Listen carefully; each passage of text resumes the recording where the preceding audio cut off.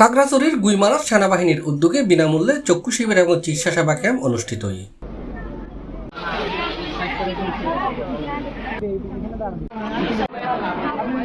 আজিয়ে মেয়ের 7 তারিখ বুধবার সকালে শহীদ লেফটেন্যান্ট মুশকিল উচ্চ বিদ্যালয় মাঠত গুইমারা রিজিয়ন ও চট্টগ্রাম লায়ন চক্ষু হাসপাতালের যৌথ আয়োজনে এই চক্ষু শিবির ও চিকিৎসা সেবা কার্যক্রম অনুষ্ঠিত হয়।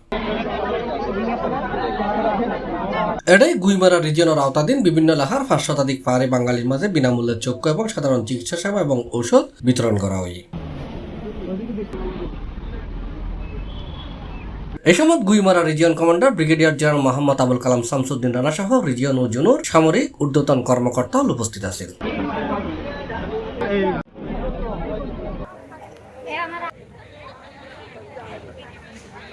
আয়োজকরা জানাই পার্বত্য অঞ্চলের ন্যায্য শান্তি সম্প্রীতি ও উন্নয়নের দ্বারা আরো বেগবান ও শক্তিশালী করিবার লক্ষ্যে গুইমারা রিজিয়ন নিরলসভাবে হাজ করি যার ভবিষ্যতে ওই দ্বারা অব্যাহত থাকিব।